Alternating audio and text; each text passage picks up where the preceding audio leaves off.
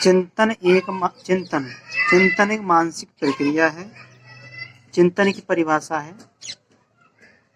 Baron के अनुसार प्रतिमाओं का मानसिक जोड़ तोड़ ही चिंतन है। सिल्वरमैन के अनुसार समस्या का समाधान करना ही चिंतन है। सेंद्रोक के अनुसार सूचनाओं का जोड़ तोड़ ही चिंतन है।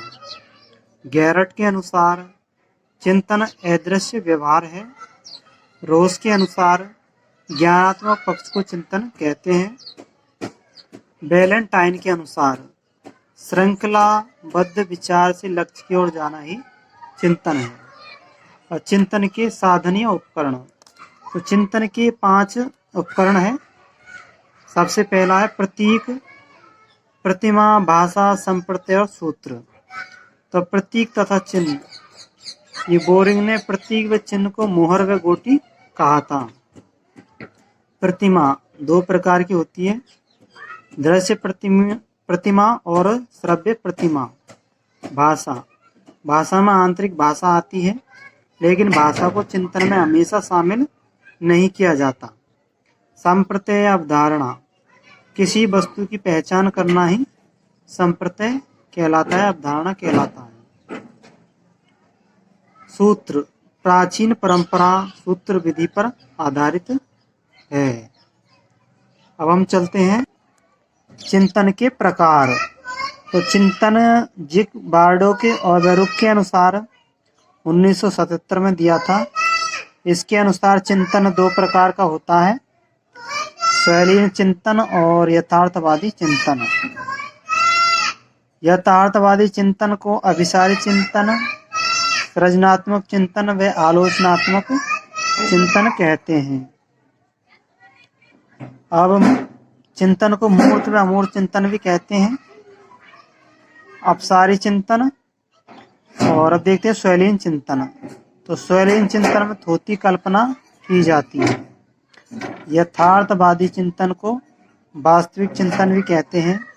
इसका उदाहरण है कार का अचानक बंद हो जाना।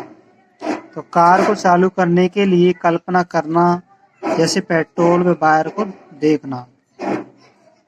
अभिसारी चिंतन, इसको निगमनात्मक चिंतन भी कहते हैं, जैसे 4 × 5 = 20 होता है, पर एकांकी चिंतन है। सृजनात्मक चिंतन को आगमनात्मक चिंतन कहते हैं। दिए गए तथ्य में अपनी ओर से नया तथ्य जोड़कर समस्या का समाधान करना, जैसे कलम का लिखने के अलावा अन्य उपयोग करना। आलोचनात्मक चिंतन, किसी तथ्य को स्वीकार करने से पहले उसके गुण दोषों को जानना आलोचनात्मक चिंतन कहलाता है।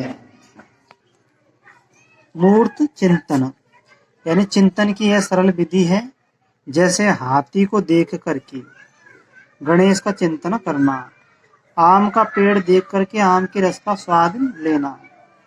अमूर्त चिंतन मूर्त चिंतन से श्रेष्ठ है। इसमें प्रतीक शब्द व संकेतों को देख करके विचार करते हैं। अपसारी चिंतन, एक समस्या का समाधान भिन्न भिन्न तरीके से करना ही अपसारी चिंतन है। जैसे 20 को प्राप्त करने के लिए किस से गुणा कर सकते हैं, जैसे 4 को 5 से कर सकते हैं, 10 को 2 से कर सकते हैं। तो इस तरह से इसकी अनंत हल आएंगी। चिंतन में हमेशा शामिल नहीं होती, यानी भाषा शामिल नहीं होती, संप्रत्यय, प्रतीक और प्रतिमा शामिल होते हैं। शैलीन चिंतन में अभिव्यक्ति होती है। इसमें काल्पनिक विचार व इच्छाओं की अभिव्यक्ति होती है। यथार्थवादी चिंतन नहीं है। तो शैलीन चिंतन यथार्थवादी चिंतन नहीं है। अभिसारी चिंतन, सृजनात्मक चिंतन और आलोचनात्मक चिंतन यथार्थवादी चिंतन है। श्याम प्रत्येक वस्तु को गुण दोष को ध्यान में रखकर खरीदता है, तो यह एक आलोचनात्मक चिंतन है। 10 में से 4 घटाने पर प्राप्त होगा, तो 10 में से 4 घटाने पर प्राप्त होता है 6, तो यह एकांगी चिंतन हो जाएगा तो अभिसारी चिंतन हो जाएगा। आगे है ऑटिज्म। ऑटिज्म के लक्षण है, ये मानसिक रोग है और ये शिशुओं में दिखाई देता है। लगभग 3 वर्ष की आयु में दिखाई देता है। इसमें कमजोर सामाजिकरण होता है इनका, रूढ़िबद्ध व्यवहार होता है जिसमें लगातार बालक बोलता रहता है, कमजोर संप्रेषण होता है अर्थात जो संवादशीलता में कमी होती है, यानी जो बातचीत करते हैं उसमें कमी होती है। तो साथियों, चिंतन का टॉपिक पूरा हुआ। वीडियो को लाइक करना और चैनल को सब्सक्राइब करना। Thank you.